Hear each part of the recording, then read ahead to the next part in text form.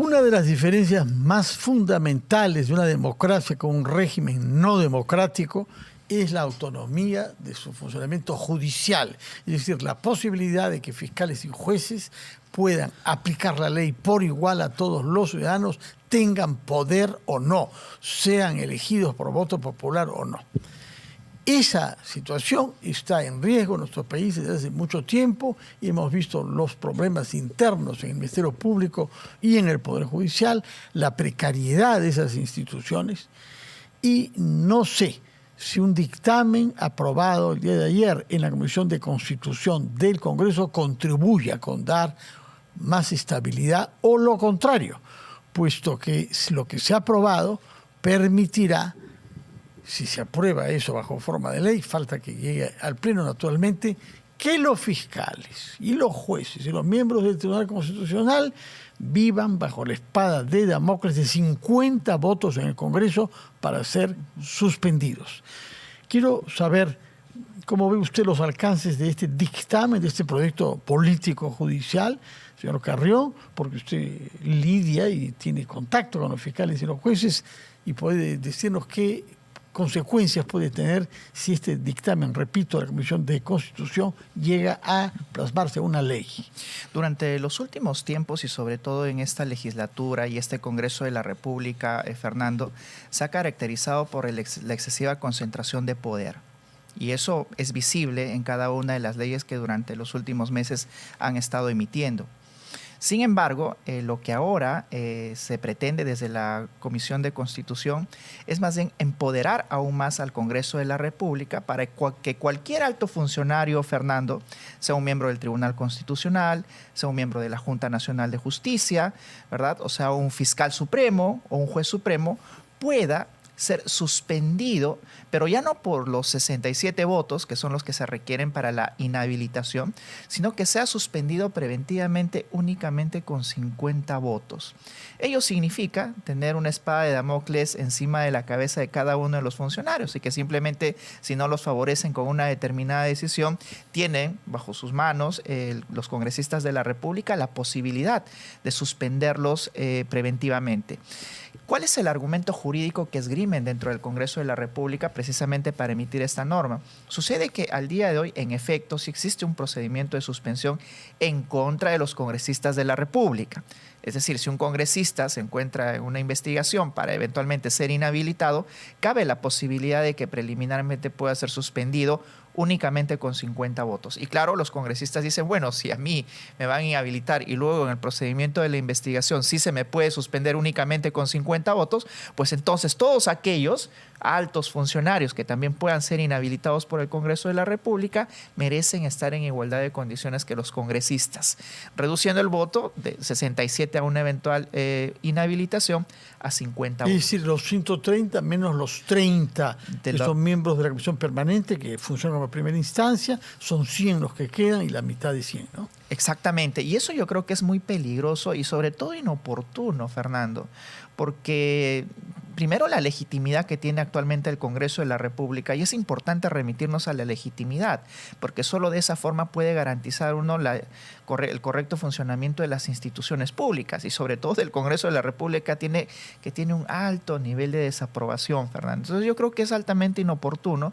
y que se está ya materializando con medidas mucho más concretas esto que señalamos desde un principio, que era la excesiva concentración del poder, o algunos otros incluso han señalado de que ya estamos rumbo a un parlamentarismo y que simplemente el poder ejecutivo sería un poder decorativo, ¿no? Porque qué duda cabe que hoy día la presidenta de la República pues obedece casi todos los designios del Congreso de la República. Yo la verdad es que me he quedado sorprendido esta semana por una decisión tomada por un tribunal de destituir a una senadora, nada menos que a la hija de Salvador Allende, estoy hablando sobre Chile, por haber incurrido en una negociación incompatible. Esta señora quiso que fue la casa de su padre, suicidado en el año 73, Salvador Allende, presidente de Chile, fuese vendida al Estado para hacer un museo de la memoria.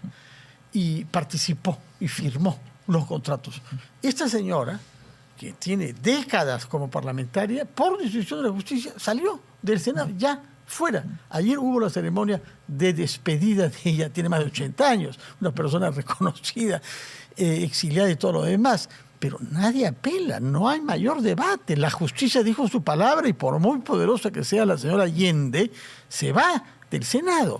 Y cuando vi eso dije, caramba, esto me hace recordar a los países europeos, a los países democráticos de verdad. Pero acá es inimaginable que haya una autoridad judicial imparcial que tome una decisión sobre una personalidad política de esa severidad y que todo el mundo tiene que reconocer la ley es la ley y vale para todos. Bueno, tendría que en principio la ley ser igual para todos, pero el problema, y ahí hablábamos hace un momento, Fernando, de la legitimidad de las instituciones y por tanto la legitimidad también de las autoridades que la informan. Qué duda cabe que el día de hoy, por ejemplo, la Fiscalía de la Nación está altamente cuestionada por diversos sectores, ¿no? Ha habido desde Patricia Benavides, Chávarri, que supuestamente instrumentalizaban la Fiscalía para intereses personales. Entonces, ¿con qué legitimidad, por ejemplo, uno podría observar que una Fiscalía propone que un partido político sea excluido de unas determinadas elecciones? Bueno, al no haber legitimidad, pues se cuestionan también las decisiones que podrían parecer que en efecto tienen algún tipo de sustento jurídico, como en el caso de Antauro Humala, hablando ya de procedimientos electorales, como ha sucedido en Chile, o excluir a una persona o a un partido por prácticas antidemocráticas. Y eso tiene que ver con lo que ahora estamos comentando del Congreso de la República, Fernando, porque si tuviéramos un Congreso de la República realmente garantista, que goce de la legitimidad y de la aprobación de la población, que no blinde solo a los suyos. Y que no, porque si bien es cierto que hay esos procesos de suspensión, etcétera, para los congresistas, creo que se han visto obligados a tener que hacerlo muy pocos. Y además, pero los niños, los muchachones y demás siguen campantes y votando leyes de este tipo. Rige aquí que otorongo no come otorongo, Fernando. Y es evidente que incluso en la Comisión de Ética hay múltiples investigaciones, pero de 100 pues terminarán 1 o 2 destituidos con una propuesta de esta naturaleza ante el Pleno. Pero por la presión mediática o por lo escandaloso del caso. Y no necesariamente porque los congresistas intenten autónomamente sancionarse por algún delito o alguna infracción ética. Y ese es el principal problema de la deslegitimación del Congreso de la República. Explíquenos, por favor, las consecuencias que tiene el apartamiento cautelar durante preliminados 6 meses del fiscal José Domingo Pérez de los casos de los que se ocupaba en el marco de la Lava Jato. ¿Qué va a pasar en lo concreto con esos casos? Llega un nuevo fiscal, no está enterado, son decenas de miles de páginas y de documentos. ¿Cuánto puede retrasar eso el procedimiento? Bueno, de todas maneras, Fernando, el hecho de que el principal fiscal, el fiscal a cargo de los casos más importantes que se han tenido al día de hoy vinculados al equipo especial Lava Jato, se aparte o se ha apartado en rigor por la Autoridad Nacional de Control, al menos por estos 6 meses, implica de todas maneras una mella en el manejo de los casos, porque él era quien dirigía las estrategias, él era quien sabía cuál era la finalidad que iba a lograr con determinada investigación o incluso, ¿no?, postular determinadas medidas, ya sean cautelares o no, en contra de las personas que eran investigadas.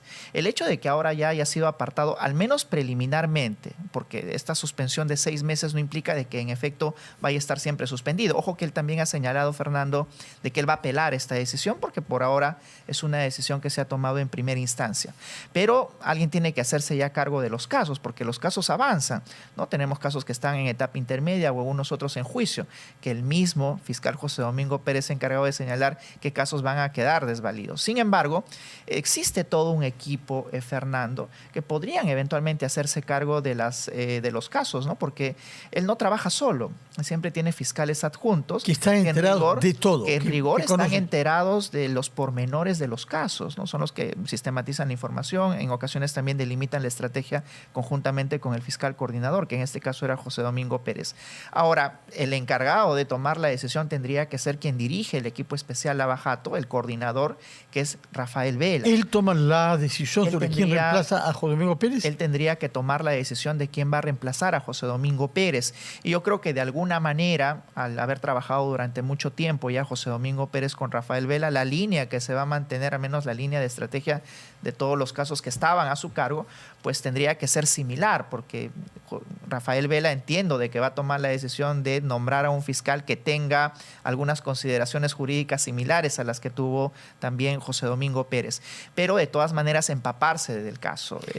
Hay un tema conceptual ahí decisivo, que es los alcances de la figura de lavado de activos. ¿qué va a significar la decisión que se tome en el caso Humala para los casos que vengan después? ¿En qué está el tema del lavado de activos en el caso Ollanta-Humala? Esa es la pregunta medular, transversal a todos los casos del equipo especial, Fernando, porque lo que se les imputa, no solamente al partido político de Ollanta-Humala, de Fuerza Popular, sino a sus dirigentes, es el delito de lavado de activos. ¿Qué implica ello? Que las personas que han recibido estos dineros por parte de Odebrecht o de alguna de las consorciadas conocían o al menos podían presumir el origen sucio, ilícito, sí, sucio, ¿verdad? Maculado de los dineros que sirvieron para el financiamiento de sus campañas políticas. Ese es lo medular. Hasta el día de hoy todavía no hay ni un solo caso que se haya resuelto bajo estos parámetros. El primer caso que va a ser resuelto ya prontamente... martes próximo, ¿no? El martes próximo, Fernando, es precisamente el caso de Ollanta-Humala. En el caso de Ollanta-Humala se le imputa el haber recibido dineros no solamente de Brasil, sino también dineros de Venezuela. Y esa decisión final, porque ya el juicio ha llegado a su fin, la van a tomar los jueces, los 3 jueces, el martes próximo. Y eso va a marcar un derrotero importante, Fernando, porque van a sentar posición si en efecto los dineros recibidos para el financiamiento de una campaña del intercambio son de ilícitos argumentos durante el juicio oral, ¿qué es lo que concluye usted? Porque la Fiscalía estableció su tesis de lavado de activos. Por supuesto. Y la defensa argumentó respecto de eso, el señor Pedraza específicamente, ¿no? Claro que sí. ¿Cómo sintió usted la fuerza de los argumentos de uno y otro lado? Las hipótesis, al menos en este caso en específico de Ollanta-Humala, se diversifican en 2 fuentes de financiamiento, la de Venezuela y la de Brasil. Yo creo que el financiamiento de Venezuela está muy débil, no lo ha podido demostrar acabadamente la Fiscalía.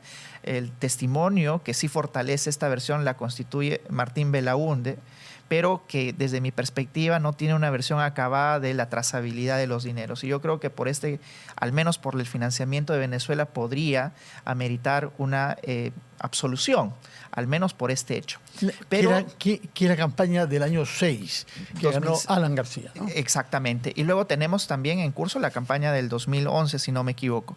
Pero en el tema de Brasil sí existen algunos testimonios, Fernando, que de alguna manera, digamos, a nivel de certeza todavía no, pero sí a nivel de una sospecha fuerte, ameritaron que la Fiscalía sí sustente. Pero si no hay certeza... Es que ese es el principal inconveniente. En el principio, en la duda... Favorece al reo. Y tendrían que en la duda, por ejemplo, emitir una sentencia absolutoria, Fernando. Es un tema que al menos probatoriamente todavía no está tan claro. ¿Por qué? Porque todavía hay un factor que se desarrolló en Brasil y que tenemos que ver aquí cómo se desenvuelve. ¿Cuál es? El hecho de que muchas de las sentencias, incluyendo colaboraciones eficaces en Brasil, fueron anuladas por el Tribunal Supremo brasileño porque pusieron en cuestión este contubernio que hubo entre la Fiscalía y también el Poder Judicial para poder dirigir dolosamente las investigaciones en contra de determinados personajes, incluido Lula da Silva.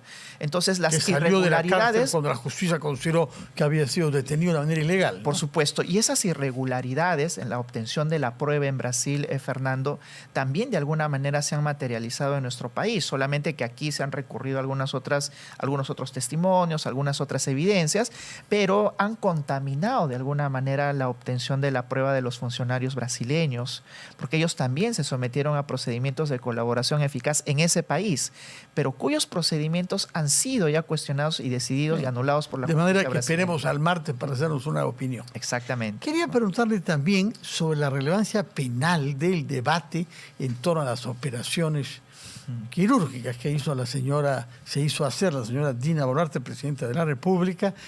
¿Cuál es la relevancia? ¿Qué es lo que está en juego? Yo diría que no está en juego en sí, Fernando, la operación de la presidenta. Lo que la Fiscalía está investigando, si a raíz de una intervención quirúrgica, sea estética o no, la presidenta simplemente se ausentó de sus funciones de presidente de la República, no dijo la por verdad, un determinado la tiempo. Naturaleza. Eventualmente sí dijo que la verdad, no informó al Congreso de la República, porque esta situación sui generis de no tener un primer ni segundo vicepresidente ocasionaba de que ella tendría la obligación de informar más bien al presidente del Congreso de la República. Y yo siempre grafico esto con un ejemplo, ¿no? Imagínate que en esa hora o 2 horas de intervención se requiera una decisión urgente por una catástrofe nacional de la presidenta de la República y simplemente ella no esté habilitada para tomar esa decisión. En su lugar debió de haberlo hecho el presidente del Congreso de la República. Felizmente eso no sucedió en ese momento, o días u horas que haya durado la intervención, pero ya ese es el kit y lo medular de la imputación penal, Fernando. Es por eso que no se cuestiona que la presidenta se haya intervenido estéticamente, ella puede hacerlo, pero la obligación de informar al Congreso de la República es lo que se encuentra en investigación. Muchísimas gracias, Andy Carrión, penalista.